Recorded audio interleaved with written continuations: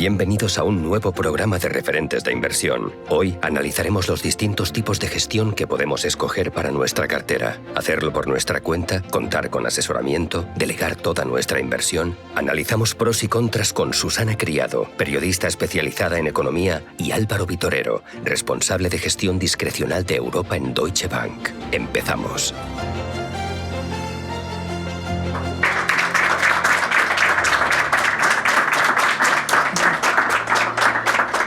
¿Qué tal? Muy buenas tardes. Bueno, veo la sala llena y eso me gusta porque estoy pensando que con la tarde tan bonita que hace muchos podréis estar en una terracita, en la piscina, en un concierto quizás, y estáis aquí para aprender un poquito de ahorro y de inversión. Así que, bueno, algo está cambiando y eso la verdad me motiva y me gusta. Voy a empezar con un dato que espero que os haga reflexionar. ¿Sabéis que el 40% del ahorro de los españoles está en cuentas corrientes o en depósitos? Es un dinero que está parado. ¿Y eso qué significa? Que pierde valor contra la inflación. Este año la inflación va a terminar en torno al 4%, pero es que el año pasado llegó a doble dígito. Eso significa que si tu dinero lo has dejado parado, ha perdido valor. Si a día de hoy, con una hamburguesa, una ensalada, unas patatas y un postre te cuesta 20 euros, si tu dinero pierde valor, seguramente al año que viene al postre no vas a llegar.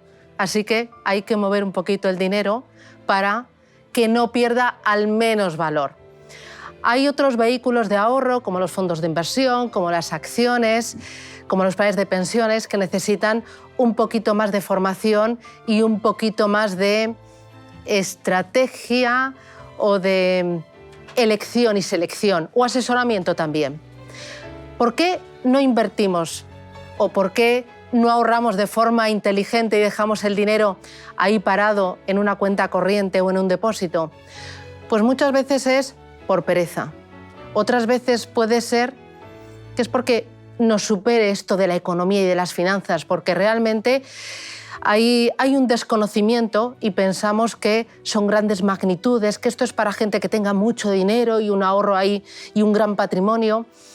Hay veces que nos da miedo porque pensamos que si uno invierte puede perder mucho dinero, que supone un alto riesgo. Yo creo que hay unos cuantos mitos en cuanto al ahorro y a la inversión que hay que desterrar. Sí que es necesario tener un poquito de formación, pero sobre todo es necesario querer ahorrar y querer desde el primer momento y pensar que no es un sacrificio, sino que tiene que ser un poquito de disciplina y sobre todo mucha rutina. Y cuando uno empiece a ahorrar pronto, cuanto antes, mejor. Por eso de la magia del interés compuesto, ¿no? Todo suma, todo suma, todo suma, aunque sea muy poquito de dinero. Y luego, ¿cómo ahorrar? ¿Es mejor hacerlo uno mismo o delegar la gestión de ese ahorro en otra persona o en una entidad? Pues yo la verdad es que aquí tengo el corazón partido. Porque si uno lo hace a sí mismo, al final uno toma las riendas y uno toma también la responsabilidad de su ahorro y de su inversión. Y uno se compromete con uno mismo. Uno tiene que elegir qué vehículo, tiene que saber qué rentabilidad espera, tiene que saber también qué riesgo es capaz de asumir. Necesita saber también con qué plazo, para qué quiere su dinero. No es lo mismo que, oye, voy a ahorrar para pegarme un gran viaje este verano o voy a ahorrar para pegarme un gran viaje en mi jubilación, que me queda mucho. Claro, tienes que saber la rentabilidad que esperas, el riesgo que estás dispuesto a asumir, el plazo de la inversión, tu objetivo también de inversión. Podemos ahorrar para los hijos, para pagarles una buena educación o para el apartamento en la playa. Yo creo que es muy importante y uno puede delegar o uno puede hacérselo a sí mismo, el gestionar, pero lo importante es ahorrar y empezar cuanto antes mejor. Y no hay una única respuesta. Eso depende de la persona y depende del momento. Incluso con parte del dinero te lo puedes tú gestionar y crearte un competidor que puede ser tu asesor o tu gestor que te lo haga de otra manera, que seguramente sabe mucho más y está mucho más pendiente de ese dinero y de ese ahorro y hacerlo crecer. Bueno, pero para aprender un poquito más de cómo ahorrar y hacerlo de forma inteligente, con criterio y pensando en ese largo plazo, a mí me gustaría que conocierais a un auténtico especialista, que es Álvaro Vitorero. Álvaro. Buenas tardes. Muchas gracias, Susana. Buenas tardes a todos. Susana ha tocado dos puntos críticos que probablemente en España son una gran asignatura pendiente. El ahorro y cómo manejar las finanzas personales. Ella ha dado algún dato, pero realmente es un riesgo y personalmente pienso que es una falta de responsabilidad.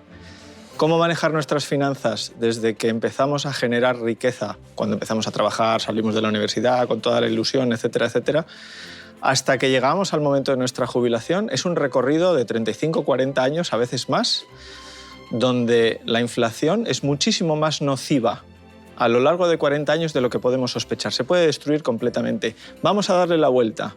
Si somos responsables y tenemos una planificación financiera apropiada, la capitalización juega a nuestro favor y podemos llegar a un momento en nuestra vida donde realmente podemos disfrutar. En medio hay muchas vicisitudes, hay muchísimos cambios de ciclo, hay momentos mejores, momentos peores de mercado, hay crisis, las hemos vivido durante los últimos años unas cuantas veces. Tenemos situaciones personales muy distintas. Cuando salimos de la universidad, cuando nos casamos, cuando tenemos hijos, cuando tenemos cualquier necesidad financiera, cuando queremos comprar una vivienda, cualquier cambio de la situación personal de cada uno implica potencialmente un cambio en nuestra planificación financiera y hay que adaptarse. Susana ha tocado 2 o 3 formas de hacerlo: autogestión, asesoramiento y delegar la gestión completamente. Creo que lo primero que tenemos que tener es elegir un buen partner, elegir una buena entidad, elegir un buen gestor. La gestión o la delegación del patrimonio personal o familiar tiene que estar hecho en alguien en el que confíes, que te entienda, que te analice, que te ayude a decidir cuál es tu riesgo. Un gran problema de los inversores o de los clientes en general es engañarse a sí mismo en cuanto al riesgo que pueden correr, lo cual suele inducir a errores y a accidentes. Yo los llamo accidentes, porque no soportamos en realidad el riesgo que pensamos. El gestor tiene que ayudarte durante tu vida. El riesgo de la persona no es el mismo durante toda la vida de la inversión o de su patrimonio. Tenemos que tener un compañero de viaje y un gestor en el que podamos confiar, que sea sólido, que responda en los momentos buenos y malos, que sea transparente, tanto en comunicación como en precio, que es un tabú un poco complicado, pero que también hay que tocarlo y tiene que ser muy transparente. La regulación juega a nuestro favor en eso, pero tenemos que elegir con solidez.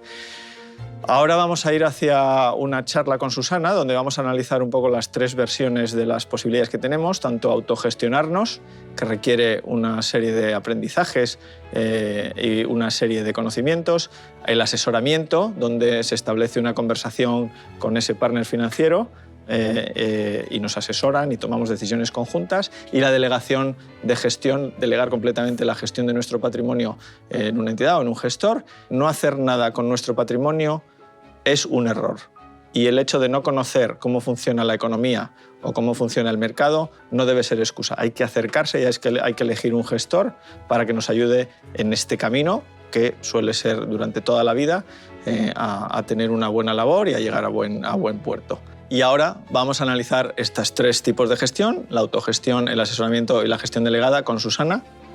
Así que, por favor, Susana. Pues nada, vamos a ello, ¿no? Vamos a ello.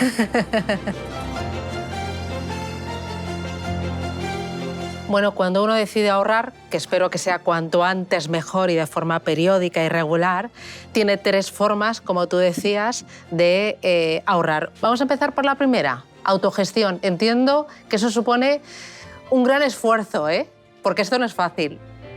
Bueno, supone un esfuerzo, supone un consumo de tiempo importante, porque al final la autogestión pues no deja de ser un estudio del individuo sobre pues, todos los temas que hay en mercado, el momento económico, el ciclo, el impacto en mercado, que muchas veces pues, juega al despiste, ¿no? Ha hahabido muchos contextos en los que no ha sido fácil. Bueno, casi siempre juega al despiste. Y requiere, bueno, al final, quizás por eso el asesoramiento y la gestión delegada sean mejores ideas, quizás. Pero bueno, hay mucha gente que tiene mucha idea, que les gusta mucho el tema económico, etcétera, etcétera, y que son buenos autogestores. Hay una pauta que yo recomendaría siempre cuando se hace la autogestión. Yo creo que es muy importante y no se tiene suficientemente en cuenta la plataforma, la eficiencia de la plataforma, porque al final estás dando órdenes o estás moviendo tu patrimonio, y cómo se mueve la plataforma y cuánto sólida es la plataforma es importante. Bueno, y es importante el coste de esa plataforma. Yo creo que con esa autogestión sí que te ahorras costes frente a una gestión delegada, por ejemplo. Sí, y también es importante la transparencia. O sea, no puede haber ningún tipo de duda sobre cuál es el coste de una autogestión. De ninguna de las opciones en cuanto a cómo se maneja el patrimonio, ¿no? Pero la autogestión tiene que estar muy clara, desde luego. Es un ahorro donde el esfuerzo va por parte del propio inversor, desde luego. Oye, decíamos un mayor esfuerzo en tiempo, en conocimiento. Es importante el tema de la plataforma, pero es muy importante, que yo creo que es por eso por lo que muchas personas eligen la autogestión, la libertad. El sentir que tienes el control de tu dinero y de tus finanzas y de tus decisiones. Pero sí que necesitas un mayor conocimiento de los mercados financieros, de los vehículos de inversión y también del contexto. Tienes que estar muy pendiente de la actualidad. Eso supone conocimiento, supone tiempo y supone un gran esfuerzo. ¿Que hay muchas personas que les encanta y les apasiona? Pues adelante, a por ello. Y yo creo que esto de la autogestión supone un mayor riesgo, porque el que dependas al 100% de ti, pues quizás tú no controlas bien los momentos en los que la bolsa sube mucho o la bolsa cae mucho, y puedes entrar en pánico o entrar en auténtica euforia. Un punto extraordinariamente psicológico. Hay muchísimos libros sobre una cosa que se llama behavioral finance, ¿no? El comportamiento sobre las inversiones. Es el extremo, es uno de los extremos donde tienes efectivamente el control de todo el proceso de inversión, excepto la ejecución. Por eso es importante elegir la plataforma bien. Le veo los pros a autogestionarse, pero el acceso a la información de calidad es peligroso hoy en día. Bueno, es que necesitas tener un buen conocimiento para tener criterio y saber qué es espuma y qué realmente tiene fundamento. Necesitas tener un conocimiento importante también del pasado, de qué ha ocurrido en otras crisis, qué ha pasado en Fukushima con la gripe aviar, con el COVID-19, con Lehman Brothers. Claro, sí. Claro, y conocimiento de qué pasó entonces, cómo reaccionaron entonces las bolsas, tener esa perspectiva de largo plazo. Claro, es conocimiento, tiempo, esfuerzo. ¿Y el asesoramiento?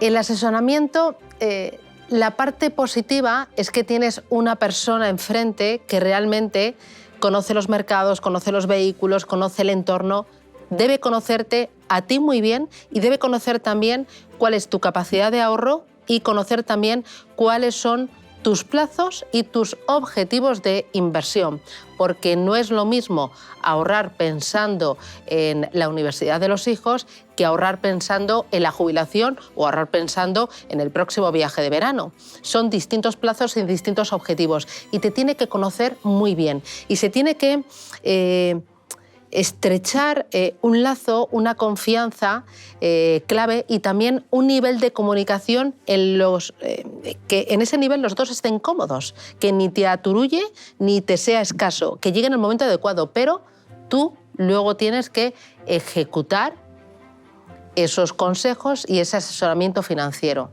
En el asesoramiento financiero, el inversor también tiene, es un concepto legal, si quieres, también tiene la decisión. Hay un diálogo de asesoramiento, se comenta el ciclo, se comentan los mercados, se comentan las clases de activos que más le interesa a cada inversor, de acuerdo con el perfil. Ahí el gestor o el asesor tiene un papel crítico porque tiene que conocer a su cliente, cómo hablarle, cómo decirle. Es muy importante que el asesor tenga detrás también una plataforma suficientemente profunda, extensa, global, que tenga acceso a las distintas clases de activo, distintos vehículos, muy importante tener toda la gama de vehículos, porque cada inversor va a preferir unas cosas u otras. A lo mejor uno quiere invertir en acciones directas, en bonos directos, otro quiere fondos, otro quiere ETFs, lo que sea. Hay que tener esa facilidad, esa flexibilidad, es muy importante.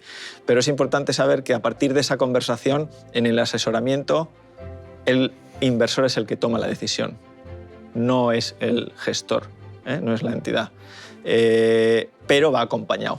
Y tiene al lado una cosa importante que no tiene el de la autogestión, que es que ese asesor también le ayuda a vigilar. Y ese inversor recibirá llamadas o recibirá... Tiene que ser un diálogo. Hay mucha gente que piensa que esto del asesoramiento financiero es muy caro y yo creo que también es una barrera de entrada, sobre todo para aquellos patrimonios o aquellos niveles de ahorro que son más modestos. Bueno, al final establecer una plataforma tiene unos costes y a partir de ahí cada entidad o cada asesor elige, pero todo es muy transparente ya. La regulación ha jugado muy a favor del cliente, creo que de la forma absolutamente adecuada. MiFID, que es una cosa que ha dado muchos dolores de cabeza a la industria financiera, creo que al cliente le ha ayudado tremendamente porque ha convertido cualquier servicio financiero, el de asesoramiento por supuesto, en una cosa extraordinariamente transparente. Todo el mundo tiene que saber cuánto cuesta qué y en cada momento. O sea, no hay ninguna facilidad para escaparse. ¿Es caro o es barato? ¿Es caro o es barato un buen médico? ¿Es caro o es barato un buen abogado? ¿Es caro o es barato, qué sé yo, cualquier profesional, servicio que necesitemos en un momento dado? Obviamente no se puede comparar en ningún caso la salud con el patrimonio financiero, pero es una faceta de la vida que muchas veces es un poco tabú y donde yo creo que es una irresponsabilidad no acometerlo y no acometerlo de manera profesional. ¿Y en qué momento te plantearías y cuáles son los pros y los contras de delegar la gestión? Si delegas la gestión, delegas todo el proceso completo, el asesoramiento y también la ejecución, la compra y venta de esos vehículos de inversión, ya sea de renta variable o renta fija en un momento determinado. Yo creo que es para personas que quieren preservar patrimonio y sacarle rentabilidad a ese patrimonio, pero sin entrar en detalle de qué es lo que estás haciendo. Sí que quiero saber dónde está mi dinero, qué has hecho, qué movimientos, qué has comprado, qué has vendido, cuándo lo has hecho y por qué, pero no me entres demasiado al detalle porque me aturullas, como cuando voy al mecánico. La clave absoluta, y aquí sí que es absolutamente crítico entender, y es muy psicológico. Yo en la carrera de económicas probablemente pondría, los que se van a dedicar a esto, una asignatura de psicología y leer la mente del cliente, la de verdad, no la de que me está diciendo yo aguanto un 60% en acciones. No, vamos a ver, usted entiende lo que es un 60%. Eso es crítico. A partir de ahí, el riesgo sigue estando en el patrimonio del cliente y es una responsabilidad increíble la que toma un gestor. Están manejando patrimonio que no es suyo. Hay que ser muy cauto, hay que respetar los límites de riesgo que se entienden de cada inversor y de cada cliente, pero nadie está mejor situado ni con la cabeza más fría que el gestor profesional para tomar decisiones en cada momento. Hay otro elemento más que añadiría yo como positivo en la gestión delegada, que es la diversificación, porque ahí tu gestor tiene acceso a un ramillete muy importante de vehículos de inversión. Puedes coger entre un depósito, una cuenta corriente, pero también hay fondos de inversión, de renta fija, de renta variable, lo que tú quieras. Tienes seguros de ahorro, tienes planes de pensiones, tienes inversión en capital privado, en activos reales. Yo creo que la diversificación es muy importante para ganarle la batalla a la inflación y para aportar rentabilidad y también seguridad a tu cartera.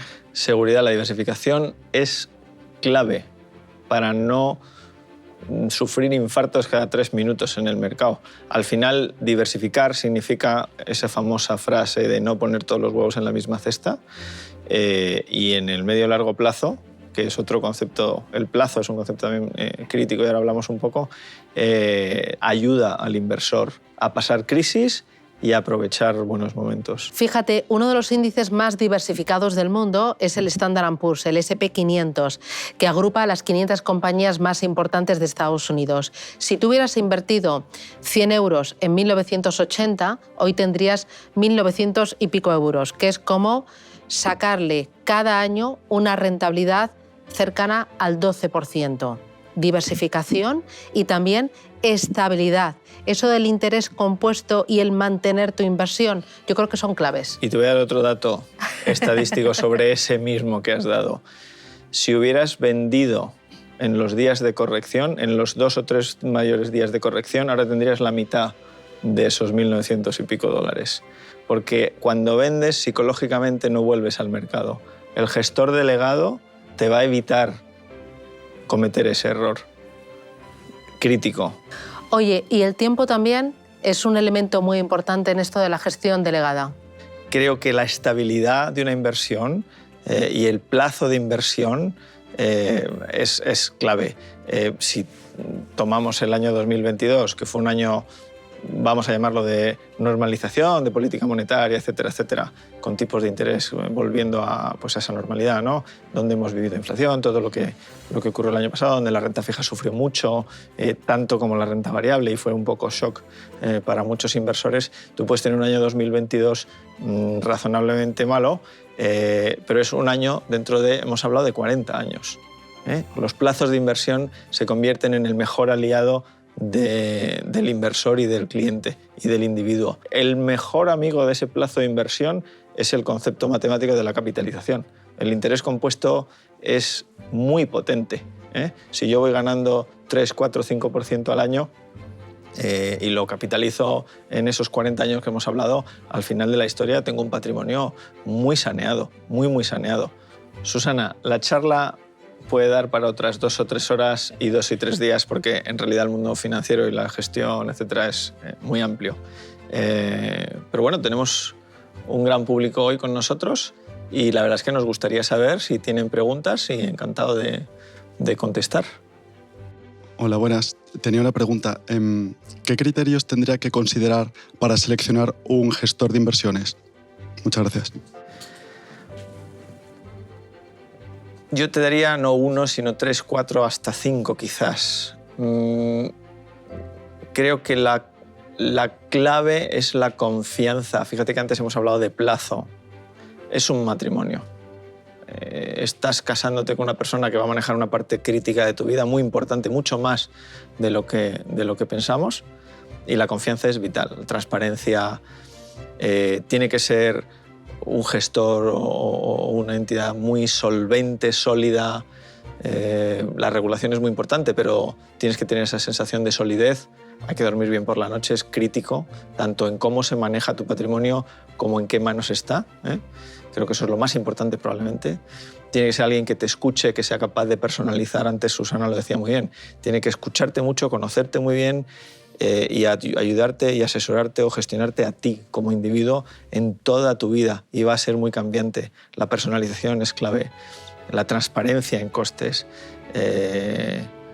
la gama, la plataforma, depende del tipo de gestión que quieras, autogestión, asesoramiento y gestión delegada, pero cómo es la plataforma es muy importante. Pero confianza, transparencia, comunicación, experiencia. Creo que hemos hablado mucho de las crisis que ha habido en los últimos años. Alguien que haya pasado por todas esas crisis y haya demostrado que tiene un buen track record, como se llama, ¿no? Una buena experiencia y te ayude a estar con la cabeza fría en esos momentos, incluso aprovechar oportunidades si es necesario, es muy importante. No son pocas cosas, no son pocas variables. ¿Alguna otra pregunta? Susana, esta es una pregunta para ti. ¿Se puede pasar de autogestión a gestión delegada? ¿Tiene sentido? ¿Cómo lo ves tú? Hombre, claro que sí. Yo creo que una de las cosas buenas es que esto no es... si tú empiezas con la autogestión, no es para toda la vida. Igual que mucha gente, entiendo, que tiene miedo a ahorrar o a escoger un vehículo como puede ser un fondo de inversión, una acción, porque se piensa que ya no tiene ninguna otra opción. Aquí lo bueno es empezar a ahorrar, puedes empezar con la autogestión y puedes luego decir, oye, todo mi dinero, como no he tenido mucho éxito, me lleva mucho tiempo, es más complicado de lo que yo pensaba, lo paso a la gestión delegada o al asesoramiento financiero. O puedes combinar 2 o las 3 patas. Lo importante es que uno esté cómodo y uno tenga resultados en ese largo plazo. Resultados en cuanto a preservación de patrimonio y también aportación de rentabilidad. Y que uno sepa realmente qué es lo que quiere y qué le funciona. Seguramente tú y yo somos diferentes y el resto, ¿eh? Aquí, algo que decíamos antes era la personalización. Cada persona necesita un tipo de asesoramiento o gestión o yo me lo guiso, yo me lo como. Muy bien, muchas gracias. ¿Alguna pregunta más? Os quería preguntar la gestión delegada. ¿Cuándo es el mejor momento para tener una gestión delegada y qué expectativas tenéis? La expectativa es tranquilidad. La expectativa es que tu patrimonio se mueva respecto, perdón por repetirlo, a tus expectativas. Tienes que conseguir que ese análisis previo, ese trabajo previo con el gestor haya sido satisfactorio, que tu perfil de riesgo y tus necesidades en ese momento concreto, porque hemos hablado de que variarán a lo largo del tiempo, estén claras y tus expectativas son que tu dinero trabaje cuando tú estás en tu ocio, cuando tú estás en tu trabajo, cuando tú estás en tus vacaciones. Para eso es un gestor delegado. Tiene que ayudarte, tiene que darte mucha tranquilidad, tiene que darte mucha transparencia, tienes que entender en cada momento dónde estás situado y una cosa muy importante, cuáles son tus riesgos. La gestión delegada no es exime de riesgos, el riesgo es intrínseco al mercado, pero el gestor tiene que explicarte muy bien dónde estás. Asumo que la inmensa mayoría de la gente o de los individuos y de los inversores potenciales no tienen un conocimiento profundo ni de la economía ni del mercado. Bastante superficial, si acaso. ¿Y cuánto tiempo le pueden dedicar? Pues es que esto requiere su dedicación y su tiempo y su estudio y su toma de decisiones. Entonces, si todo eso te va a quitar el sueño, lo que no puede ser es una excusa para no hacerlo. Es el momento de delegar. ¿Alguna otra pregunta? A mí me gustaría saber cómo adapta un gestor la cartera ante situaciones pues, de variabilidad, pues, de tipos de interés, de la inflación o, por ejemplo, si estamos ante un cambio de ciclo económico. ¿Cuánto tiempo tenemos para contestar esto? Bueno, es la clave de un proceso de inversión, ¿no? Y de un equipo de inversión también. Sí, claro, porque tener a un cowboy suelto por el mundo haciendo todo a la vez es muy complicado. En el mundo cotizan cientos de miles de compañías, cientos de miles de bonos, cientos de miles de fondos, cientos de miles de... O sea, los vehículos son casi infinitos. Espera, y voy a añadir, y hay muchas variables que el equipo tiene que tener en cuenta para construir esas carteras y luego para ir moldeándolas dependiendo de qué pase con los tipos de interés, qué pase con la inflación, qué pase con el crecimiento, con los resultados empresariales, de si hay guerra en Ucrania o si pasa cualquier otra cosa. Construir una cartera no es empezar a agarrar una serie de activos y ponerlos en una hoja de Excel o en un sistema. Desde que se construye la cartera y técnicamente se perfila a un individuo, a un inversor, es todo extraordinariamente científico. Hay modelos estadísticos que te ayudan a anticipar un poco, muy comprobados, a anticipar un poco, y métodos de optimización que se llaman, a anticipar un poco qué es lo que va a venir, y ahí es donde el plazo juega a tu favor. Pero desde el momento que se ayuda al individuo a decidir su riesgo. Es todo muy matemático. Nada debería estar al azar. Ni voy aquí a hacer una... Eso es un poco un error en la autogestión muchas veces, necesitas un poco una ciencia detrás. A partir de ahí, lo que decía Susana es clave. La manera habitual, creo que la manera tradicional y la mejor manera, es el inversor fundamental, y ahí se ajustan las carteras, siguiendo un poco tu pregunta, a los ciclos económicos. No es lo mismo invertir en el año 2009 saliendo o en medio de una crisis financiera terrorífica al año 2020 donde hubo el COVID o donde cada ciclo tiene su posicionamiento adecuado. Además de tener en cuenta los mercados financieros, el ciclo económico, hay que tener en cuenta el perfil del inversor. No es lo mismo ese inversor que es más audaz, que está capacitado o tiene más resistencia al riesgo, que otro inversor que es mucho más conservador y que no soporta pérdidas importantes en la cartera. Entonces, ahí quizás la estabilidad juegue un factor importante para preservar ese capital. Gracias. Bueno, ha sido un auténtico placer, ¿no? Sin duda. Yo creo que hemos tocado todos los palos. Yo creo que hemos hecho una charla muy completa. Personalmente me gustaría dejar encima de la mesa el mensaje de el ahorro y la inversión son una responsabilidad individual de cada persona. Y yo diría que el tiempo juega a nuestro favor. Cuando antes empecemos a ahorrar, aunque sea poquito a poquito, mucho mejor. Pues muchísimas gracias. Gracias a todos. Muchas gracias. Gracias.